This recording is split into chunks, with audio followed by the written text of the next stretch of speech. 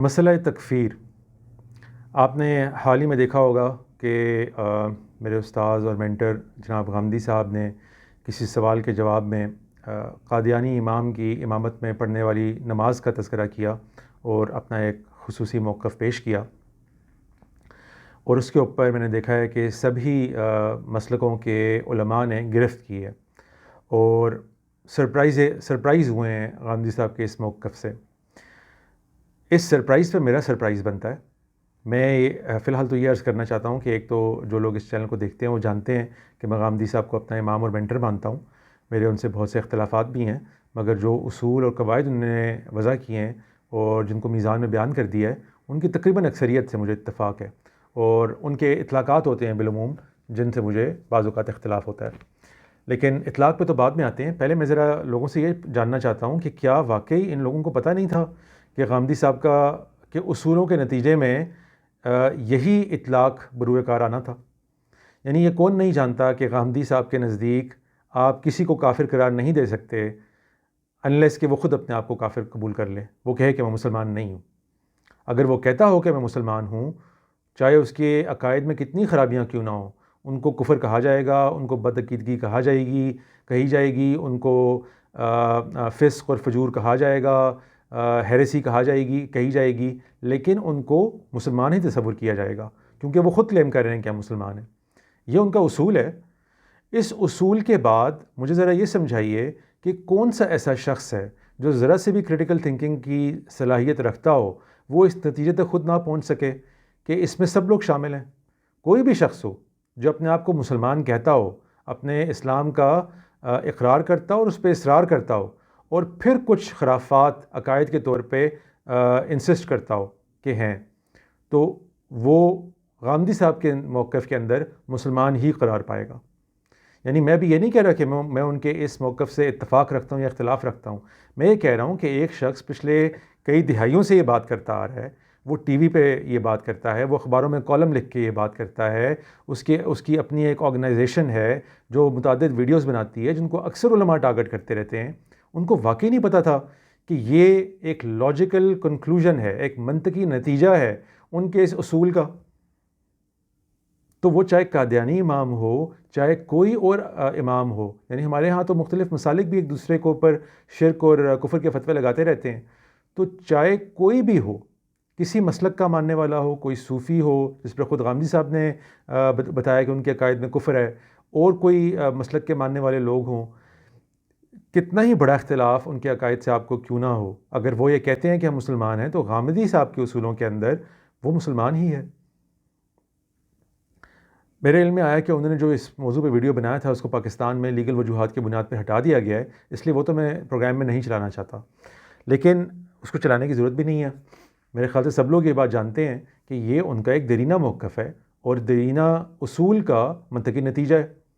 تو پہلے تو مجھے اپنے سرپرائز، جو لوگوں کو سرپرائز ہوا ہے، اس کے اوپر سرپرائز بیان کرنے کا مجھے موقع دیجیے، جو میں نے کر دیا۔ چلیں اب آگے چلتے ہیں، قادیانیوں پہ آ جائیں۔ قادیانیوں نے ایک بڑا مخصوص موقف اختیار کیا ہے۔ یہ تو ہمارے ہاں ہے نا، احمدی حضرات جو ہیں، انہی کے انفلوئنس کے اندر آپ کے علم میں ہوگا کہ امریکہ کے اندر 20ویں صدی کے آغاز سے ایک پوری موومنٹ ڈیولپڈ ہوئی جس کو نیشن آف اسلام کے نام سے یاد کیا جاتا ہے۔ اس نے کچھ نہایت مشہور مسلمان پیدا کیے وہاں پہ، جن کو میں مسلمان اس لیے کہہ رہا ہوں کیونکہ انہوں نے بعد میں پراپر سنی آرتھوڈاکس اسلام قبول کر لیا، لیکن وہ انیشلی ایسے نہیں تھے۔ نیشن آف اسلام ایک باقاعدہ آرگنائزیشن بنی، اس آرگنائزیشن کو انیشلی ہیڈ کیا والس فرد محمد نے، بعد میں ان کا نام ولی فرد محمد بھی کہتے تھے ان کو، اور ان کے پھر نائب بنے الائجہ محمد صاحب۔ والس فرد محمد، یہ بالکل احمدی کانسیپٹ کے تحت ان کے ہاں یہ کانسیپٹ ڈیولپ ہوا، یعنی جس طرح احمدیوں کے ہاں نہ صرف یہ کہ نبی صلی اللہ علیہ وسلم کی ایک آئٹریشن چلی کہ اب بھی نبی آتے رہیں گے اور وہ محمد ہی کے سائے اور بروزی اور ذلی نبی بنتے رہیں گے، بلکہ حضرت عیسیٰ علیہ السلام کے ساتھ بھی لنک کر کے گاڈ انکارنیٹ کی طرف بھی معاملات لے جانے کی آپ کو بنیاد نظر آ جاتی ہے احمدیوں کے ہاں۔ یہی بات نیشن آف اسلام میں ہوئی، انہوں نے والس فرد محمد صاحب کو خدا بنا دیا بعد میں، پہلے گاڈ انکارنیٹ کہنا شروع کیا حضرت عیسیٰ علیہ السلام کے پوائنٹ آف ویو سے، مسیح کے پوائنٹ آف ویو سے، اور پھر گاڈ انکارنیٹ بنا دیا، اور الہجہ محمد صاحب کو نبی بنا دیا، نبی صلی اللہ علیہ وسلم کی طرح، بالکل انہی کے آلموسٹ ہم پلہ۔ تو یہ خرافات ادھر بھی آئیں، بالکل اسی طرح آئیں جس طرح ہمارے ہاں آئی ہیں۔ ان کے ہاں بڑے بڑے اس کے اندر عالی شان مسلمان پیدا ہوئے۔ آپ نے نام تو سنا ہی ہوگا میلکم ایکس کا۔ یہ ایکس کیا ہوتا ہے؟ ایکس بیسیکلی ان کے ہاں چونکہ سلیوری کی تاریخ کے اندر پیرنٹس اس طرح معلوم نہیں ہوتے تھے، اور سلیوری کے الاٹڈ ناموں کے اوپر ایک اعتراض کی بنا ڈالی گئی انہی حضرات کی طرف سے، الہجہ محمد وغیرہ کی طرف سے، کہ ان ناموں کو ترک کیا جائے اور ان کی جگہ ایکس استعمال کر لیا جائے اپنے سلیوری کو روٹس کو ہٹانے کے لیے، تو وہ میلکم ایکس بن گئے۔ بیسیکلی ان کا نام میلکم لٹل تھا، آلدو بعد میں جب وہ صحیح علیہ السلام لے آئے تو انہوں نے اپنا نام تبدیل بھی کر لیا، الملک الشہباز کو، اس طرح کا ان کا نام ہو گیا تھا۔ I am sorry if I am butchering the name. Malcolm X پیدا ہوئے، اس کے اندر بڑے ترین ایک نام پیدا ہوئے، اور پھر آپ کو بتائیے مشہور ترین انسان محمد علی جو باکسر تھے، کیشس کلے، وہ بھی اسی کے نیشن آف اسلام ہی پیدا ہوئے۔ یعنی اگر ہمارے ویو سے دیکھا جائے تو یہ دونوں کے دونوں حضرات دراصل قادیانی مسلم تھے پہلے، لیکن پھر آہستہ آہستہ ان کو اللہ تعالیٰ نے توفیق دی۔ میلکم ایکس صاحب تو جب حج کے اوپر بیت اللہ آئے تو اس کے بعد انہوں نے آ کے اپنی تصحیح کر لی، اور اس سے پہلے کہ وہ کھل کے اپنے تمام عقائد کی درستی کو بیان کرتے انہیں اسیسینیٹ کر دیا گیا۔ محمد علی صاحب نے کو تو بڑی طرح نے زندگی دی، انہوں نے تو پہلے انیشلی بالکل اپنی آرگنائزیشن کا حکم مانتے ہوئے ویتنام وار وغیرہ میں جانے سے انکار کر دیا۔ وہ نیشن آف اسلام کا یہ حکم مانے تھے، لہٰذا محمد صاحب کو پروفٹ مانے ہوئے تھے جب انہوں نے یہ کام کیے تھے، لیکن بعد میں ان کو اللہ تعالیٰ نے توفیق دی، وہ بھی آرتھوڈاکس اسلام کی طرف آ گئے تھوڑی سی ریسرچ کرنے کے بعد، اور باقی ان کی آرگنائزیشن بھی رفتہ رفتہ سپلنٹر ہو کر آرتھوڈاکس اسلام میں تقریباً داخل ہو گئی۔ تو یہ میں آپ کو بتا رہا ہوں کہ ایک جرنی پاکستان میں چل رہی ہے احمدیہ کی، یہی احمدیہ کی جرنی امریکہ میں چلی ہے، اس کے یہ نتائج پیدا ہوئے ہیں۔ وہاں پر اگرچہ مسلمانوں نے انہیں وقتاً فوقتاً یہ کہتے رہے کہ یہ مین سٹریم اسلام نہیں ہے، لیکن وہاں پر بالعموم ان کو سیکٹ آف اسلام کہا گیا، ان کو ایک ہیریٹک سیکٹ آف اسلام کہہ دیا جاتا تھا ایٹ میکس، اور بہت سے اس طرح کے القابات سے نوازا جاتا تھا، لیکن ان کو نان مسلم کہہ کے اس طرح کے فتاویٰ کم از کم میرے علم کی حد تک امریکہ وغیرہ میں نہیں دیے گئے۔ ہاں اٹلی کے اندر اور بعض اور اس طرح کی جگہوں کے اوپر ان کے علماء کی کونسل نے یہ فتوے دیے کہ ان کو ہم مسلمان نہیں مان سکتے، لیکن اس کا اثر امریکہ میں کتنا ہوا کتنا نہیں ہوا، میرے خیال سے تقریباً نہ ہونے کے برابر ہوا۔ وہاں پر وہ اپنے آپ کو ایک مسلمان سیکٹ کی حیثیت سے انٹروڈیوس کراتے رہے اور معاملات آگے چلتے رہے، اور دوسرے مسلمانوں نے بھی اس کے اوپر کوئی حکومت کے اوپر انسسٹ نہیں کیا کہ آپ ان کے اوپر لازم کریں کہ نہ صرف یہ کہ اسلام کا نام استعمال کرنا چھوڑیں، بلکہ یہ چیزیں بھی مانیں تاکہ کوئی کنفیوژن پیدا نہ ہو۔ تو یہ میں چاہ رہا تھا کہ یہ دونوں جرنیز بھی بالکل لوگوں کے سامنے رہنی چاہیے۔ ہمارے ہاں ڈسکشن میں احمدیہ کو ایسے ٹریٹ کیا جاتا ہے جیسے یہ کوئی یونیک چیز ہے صرف پاکستان میں ہی، نہیں، اس طرح کی ان کی انگریس ہے۔ پھر وہیں سے امریکہ سے یہ لوگ مختلف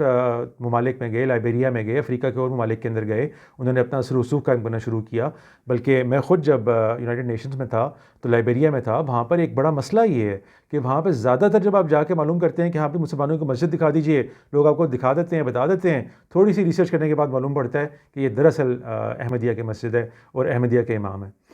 تو یہ ایک حقیقت ہے، میں کہہ رہا ہوں یہ ساری دنیا میں پائی جاتی ہے، امریکہ میں اس کا ایک مین آئٹریشن چلی ہے، اس کو اسٹڈی کرنا چاہیے کہ انہوں نے اس کے اوپر کیا ایسے کام کیے کہ جس کے نتیجے میں تقریباً وہ پورے کا پورا فرقہ ہی آرتھوڈاکس مسلمان ہو گیا۔ اس کو اسٹڈی کرنے کی ضرورت ہے، اس کو میں انشاءاللہ کسی اور موقع پر اس سے کچھ لرننگز اور فائنڈنگز پیش کرنے کی سعادت حاصل کروں گا انشاءاللہ۔ اچھا، ابھی آ جائیے جناب واپس اس کے اوپر کہ بنیاد کیا ہے غامدی صاحب کے آرگیومنٹ کی۔ میرے لحاظ سے اس بنیاد کے اوپر ڈسکشن ہونی چاہیے۔ بنیاد ان کی جیسا کہ پہلے ذکر ہوا یہ ہے کہ اللہ تعالیٰ کے رسول نے ہمیں کوئی اختیار نہیں دیا کہ ہم کسی مسلمان کے اقرار اور اپنے اسلام پہ اصرار کے بعد اس کے کسی عقیدے کی، عمل کی غلطی کو، مس انٹرپریٹیشن کو بنیاد بنا کر اس کو کافر قرار دے دیں۔ یہ ان کا بنیادی موقف ہے، اور اس کی بھی بنیاد اگر آپ دیکھیں تو وہ یہ ہے کہ یہ اختیار دراصل مسلمانوں کو ایز این امت دیا ہی نہیں گیا کہیں پہ کہ ہم میں سے کوئی فیصلہ کرے۔ یہ بات تو پھر اس کے بعد کی جا سکتی ہے نا کہ اگر یہ امت کو اختیار دے دیا گیا ہو تو پھر یہ بات کی جا سکتی ہے کہ ٹھیک ہے، یہ اختیار پھر کیا علماء کے پاس ہے، عوام کے پاس ہے، جو اولو الامر ہوتے ہیں مسلمانوں کے، یعنی کہ جو آپ سمجھ لیں گورنمنٹ ہوتی ہے، اس کے پاس ہے، اسٹیٹ کے پاس ہے، کس کے پاس ہے یہ اختیار؟ یہ تو اس کے بعد کی بحث ہوگی. پہلا نقطہ کیا اسٹیبلش کرنا ہے اگر یہ موجود ہے کہیں پہ کہ کیا اللہ تعالیٰ نے یہ اختیار قرآن یا حدیث میں مسلمان امت کو دیا ہے کہ نہیں دیا. تو اس پر آپ نے مختلف مباحث دیکھے ہوں گے. اب تک غامدی صاحب کے دار سے تعلق رکھنے والے اور لوگوں کے بہت سارے ویڈیوز اس پہ آ چکے ہیں، جس میں وہ تمام روایات اور مثالیں نبی صلی اللہ علیہ وسلم کے دور سے پیش فرماتے ہیں، جس پہ خود نبی صلی اللہ علیہ وسلم نے فرمایا ہے کہ نہیں بھائی، کسی اہل قبلہ کو کسی جو ہے مسلمانوں کے حلال کو، ذبیحہ کو حلال سمجھنے والے کو تم کافر نہ کہو، کبھی نہ کہو، تمہیں کوئی اختیار نہیں ہے اس کا. اس طرح کی بہت سی انہوں نے مثالیں پیش کیں جو ساری اپنی جگہ بالکل درست ہیں. تو پہلے تو سب سے پہلے یہ اس بنیاد کو ڈسکس کرنے کے لیے میں چاہتا ہوں کہ ایک ایسٹر ایگ یہاں پہ چھوڑ کے جاؤں، جس کو ہم پھر کسی اور ویڈیو میں بنیاد بنائیں گے. وہ کیا ہے کہ میرے نزدیک قرآن پاک میں ایک مقام، یعنی کہ صورت کے پوائنٹ آف ویو سے، اور ایک ہی صورت میں ایک ہی ٹاپک کو ڈسکس کرتے ہوئے 2 آیتیں آپ کہہ لیں ایسی ہیں، سورہ توبہ کی آیت نمبر 5 اور 11، جس میں اللہ تعالیٰ نے باقاعدہ اس اختیار کو امت کو دیا ہے. میں نے آپ کو پہلے بتایا کہ یہ بات پھر بعد میں آئے گی کہ اب وہ اختیار صرف صحابہ تک محدود تھا. صحابہ بھی تو امت ہی تھے نا، وہ غیر نبی تھے. یعنی مسئلہ کیا ہے کہ کیا غیر نبی کو، جو امت کے لوگ ہیں جو غیر نبی ہیں، ان کو کیا یہ اختیار ہے کہ وہ کسی کو یہ اقرار کرنے کے بعد، اصرار کرنے کے بعد کہ میں مسلمان ہوں، وہ یہ کہے کہ نہیں میں تمہیں مسلمان نہیں مانوں گا جب تک تم یہ نہیں کرتے؟ کیا یہ اختیار ہے؟ تو ان آیتوں سے ایسا لگتا ہے کہ اللہ تعالیٰ نے یہ اختیار اس امت کے لوگوں کو دیا ہے. یہ 2 آیتیں ہیں، سورہ توبہ کی آیت نمبر 5 ہے، آیت نمبر 11 ہے، جس میں اللہ تعالیٰ فرماتے ہیں کہ فَإِن تَابُوا وَأَقَامُوا الصَّلَاةَ وَآتَوُا الزَّكَاةَ فَخَلُّوا سَبِيلَهُمْ ایک مقام پہ، فَإِخْوَانُكُمْ فِي الدِّينِ دوسرے مقام پہ. اس مقام کو خود غامدی صاحب نے جو اپنی تفسیر میں لکھا ہے اس کے اندر ذکر کیا ہے کہ ان 2 سے زیادہ، اقامت صلاۃ اور ایتاء زکوٰۃ، ان 2 سے زیادہ کوئی شرط کسی کے اسلام کو تسلیم کرنے کے لیے اگر ہم چاہیں تو اس سے زیادہ کوئی شرط نہیں لگائی جا سکتی. یعنی وہ یہ بات مان رہے ہیں، اس تفسیر کے اندر یہ امپلائڈ ہے کہ وہ یہ بات مان رہے ہیں کہ اب بھی اگر اس شرط کو اپلائی کیا جائے تو یہ 2 چیزیں ہیں جو لوگوں سے ڈیمانڈ کی جا سکتی ہیں. تو اس پر تو بعد میں آئیں گے کہ یہ 2 چیزیں ہیں یا جو تابو کا لفظ ہے اس سے کیا مراد ہے. اس پر تو وہی میں چاہتا ہوں کہ گفتگو کا آغاز ہو، میں بھی اپنی رائے آرا دوں، اہل مورد بھی اپنی رائے دیں، اور بھی جو علماء اس پہ بحث کرنا چاہتے ہیں کریں. ہم سب اس کو کسی نتیجے تک پہنچانے کی کوشش کریں. لیکن یہ بات تو طے ہے نا کہ اللہ تعالیٰ نے اس موقع پر ٹاپک ہی یہ ڈسکس کیا ہے کہ ٹھیک ہے یہ لوگ توبہ کر لیں.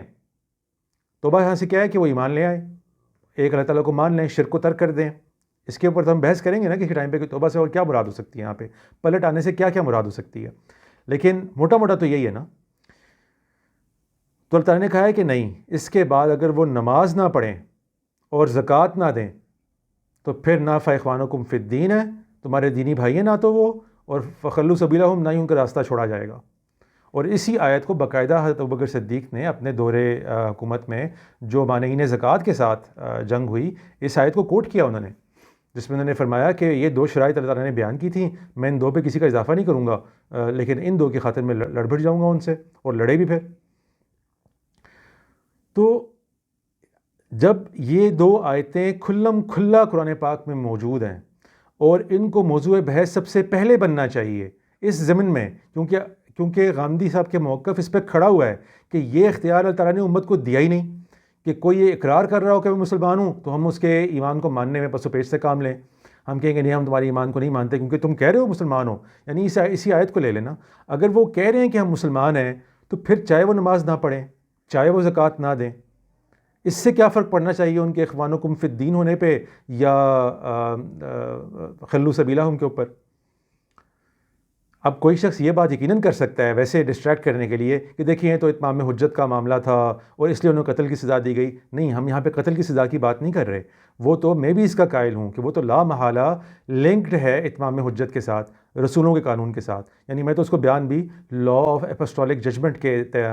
ٹائٹل کے تحت کرتا ہوں، کمپلیشن آف پروف کے ٹائٹل کے تحت نہیں کرتا. لیکن ٹائٹل تو ہر انسان اپنا رکھ سکتا ہے. بنیادی موقف وہی ہے کہ رسولوں کے ذریعے سے اللہ تعالیٰ جب اپنی اتمام حجت کرتے ہیں اس کے بعد یہ قتل وغیرہ کے حقوق حاصل ہوتے ہیں لوگوں کو، کفر کی بنیاد پہ یا ارتداد کی بنیاد پہ.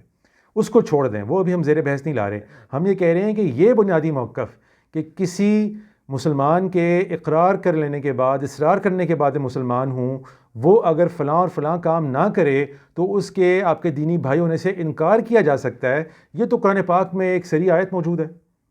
2 صریح آیتیں موجود ہیں. خود غامدی صاحب کا موقف ان کو ان آیتوں کو متعدی کرنے کی طرف جو ہے وہ ہنٹ کرتا ہے. تو میں چاہتا ہوں کہ ان آیتوں کے اوپر بحث ہو، ہمیں سمجھائیں اہل مورد بھی کہ کیوں اس آیت کو اس طریقے سے ہم انٹرپریٹ نہیں کر سکتے کہ اس اختیار کو ساری امت کے علماء کے لیے مان لیں، اور اگر فرض کریں ان کی رائے یہ ہے کہ نہیں اس اختیار کو تو ہم مانتے ہیں لیکن بس وہ انہی 2 چیزوں تک محدود ہیں، نماز اور زکوٰۃ تک، پھر اس پر بات ہو جائے گی کہ تابو کے بارے میں آپ کا کیا خیال ہے. تو یہ وہ مباحث ہیں جو میں چاہتا ہوں کہ ہوں. اور مجھے حیرت ہوتی ہے جب یہ بات بار بار ریپیٹ پہ کی جا رہی ہوتی ہے کہ یہ اختیار اللہ تعالیٰ نے دیا ہی نہیں، یہ اختیار اللہ تعالیٰ نے دیا ہی نہیں. تو کیا یہ آیتیں لوگوں کی نظر سے نہیں گزری؟ ان کے بارے میں کیوں یعنی کہ غض بصر سے کام نہیں رہتا ہے؟ ان کو کیوں نہیں موضوع بنایا جاتا؟ کیونکہ یہ دیکھیں نا، کچھ گیس لائٹنگ ہوتی ہے نا، آپ کو ایک چیز بار بار بتائی جا رہی ہے اور جو اس کے بارے میں واضح آیت موجود ہے اس کا ذکر ہی نہیں کیا جا رہا. تو اس لیے میں پریشان ہوں کہ ان آیتوں کے اوپر بحث ہونی چاہیے. یہ ایک بات ہے جو میں اس میں کرنا چاہ رہا تھا.